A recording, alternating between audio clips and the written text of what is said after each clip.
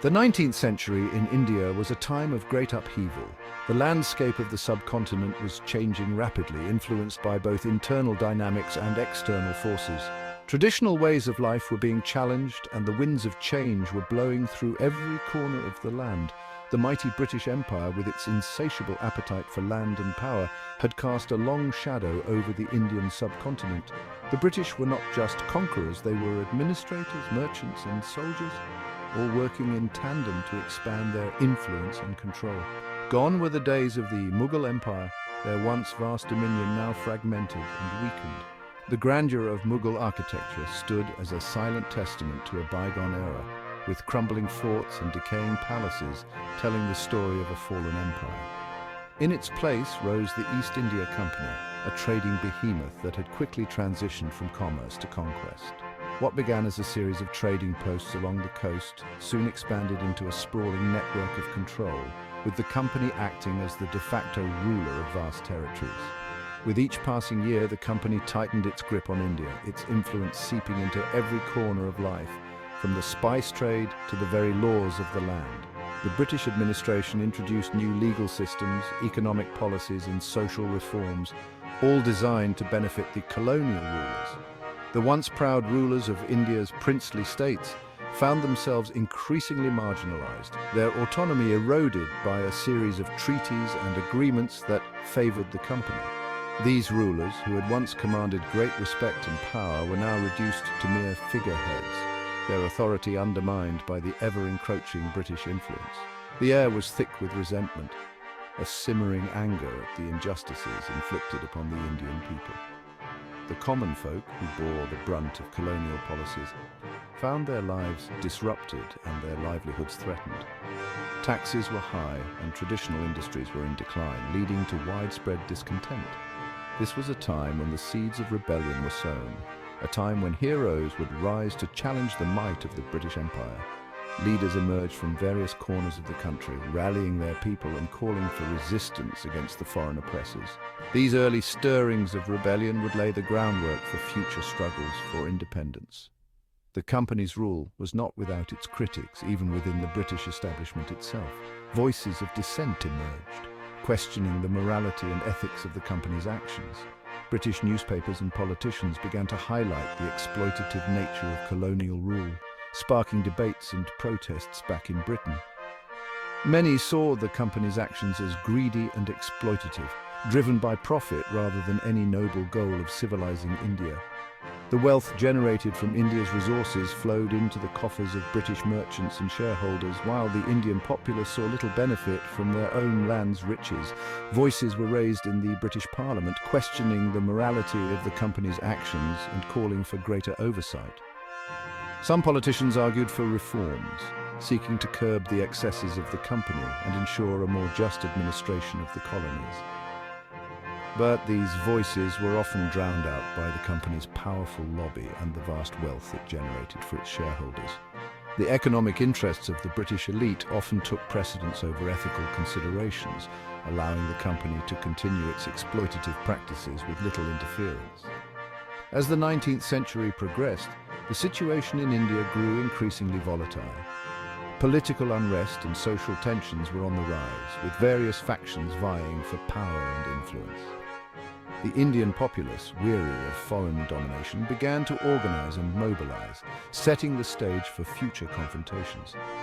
The East India Company's relentless expansionism, coupled with its often insensitive policies, had alienated large sections of Indian society. The company's disregard for local customs and traditions, along with its heavy-handed approach to governance, only served to deepen the divide between the rulers and the ruled. The stage was set for a confrontation, a clash between the might of the British Empire and the aspirations of a people yearning for freedom. The struggle for independence would be long and arduous, marked by moments of great heroism and sacrifice. But the seeds of rebellion sown in the 19th century would eventually bear fruit, leading to the birth of a new nation. Among the many tools of expansion employed by the British, the doctrine of lapse stands out as particularly cunning and ruthless. This policy was not just a mere administrative measure, it was a calculated strategy designed to exploit the vulnerabilities of Indian princely states. This policy, devised by Lord Dalhousie, the Governor-General of India, was a thinly veiled attempt to annex as many Indian states as possible under the pretext of legal inheritance. Dalhousie, known for his ambitious nature, saw the doctrine as a means to consolidate British power and expand their territorial control. The doctrine stated that any ruler of a princely state who died without a male heir would have his kingdom automatically absorbed into British India. This seemingly straightforward policy had profound implications, as it disregarded the complex and deeply rooted traditions of Indian succession. This policy struck at the heart of Indian traditions and customs, where adoption was a widely accepted practice for ensuring the continuation of a lineage. In many Indian states, the adoption of a male heir was not just a personal decision, but a public and political act, ensuring stability and continuity.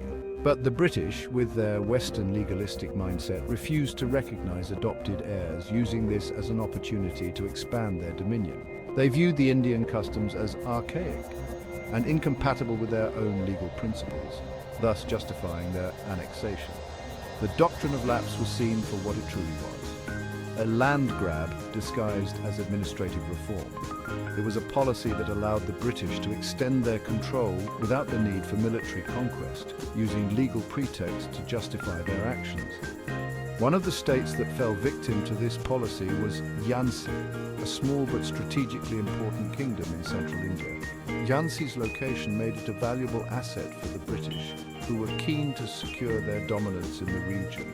When the Maharaja of Jhansi died without a natural heir in 1853, the British, invoking the doctrine of lapse, moved swiftly to annex the kingdom. The speed and efficiency with which they acted left little room for resistance or negotiation.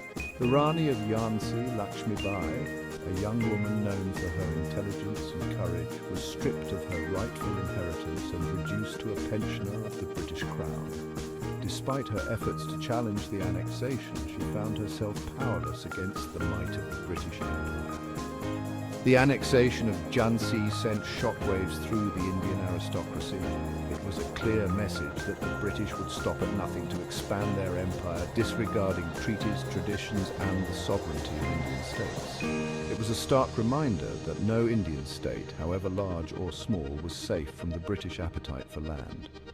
The doctrine of lapse became a symbol of British oppression and a rallying point for those who sought to resist colonial rule. The doctrine of lapse became a rallying cry for those who opposed British rule, further fueling the flames of discontent that were already burning across the country. It played a significant role in the growing unrest that would eventually culminate in the Indian Rebellion of 1857, a pivotal moment in the struggle for independence.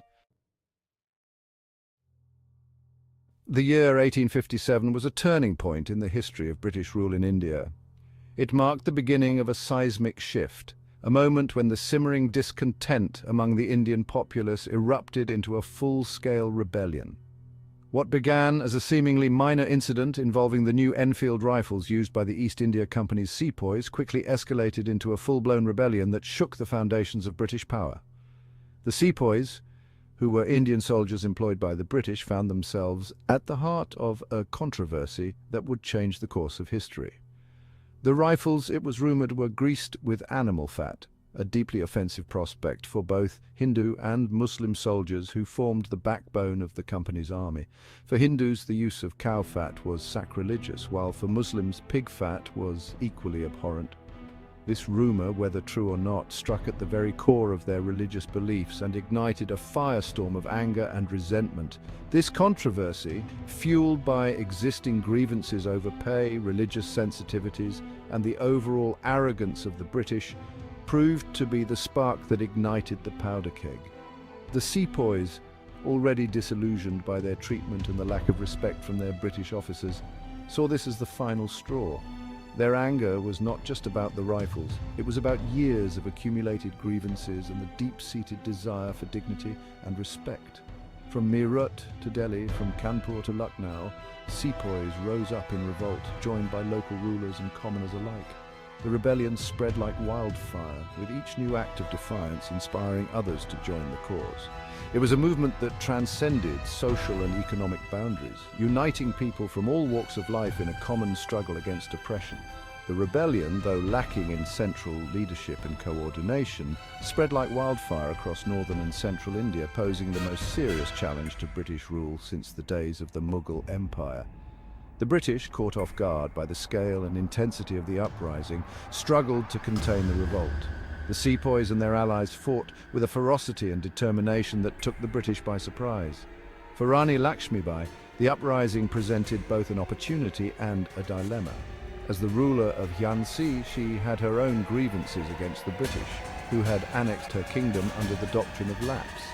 Yet she was also a pragmatic leader, aware of the risks and consequences of joining the rebellion. Though deeply angered by the annexation of Jhansi, she initially hesitated to join the rebellion, hoping to negotiate a better deal for her adopted son. Her primary concern was the future of her kingdom and her people. She sought a peaceful resolution, hoping that diplomacy might achieve what force could not. However, as the rebellion gained momentum and the British responded with brutal reprisals, she realized that neutrality was no longer an option. The British, in their efforts to crush the rebellion, resorted to extreme measures, burning villages and executing suspected rebels. The brutality of their response left Rani Lakshmi Bai with no choice but to take up arms. The people of Jhansi looked up to their Rani as a natural leader, her courage and determination in the face of adversity inspiring them to fight for their freedom. Her decision to join the rebellion was not just a political act, it was a deeply personal one, driven by her sense of duty and her love for her people. When the rebels in Jhansi rose up against the British, Lakshmi Bai, recognizing the tide of history, chose to lead them, forever etching her name in the annals of Indian history as a symbol of resistance against British imperialism. Her legacy endures, a testament to the indomitable spirit of those who fought for India's freedom.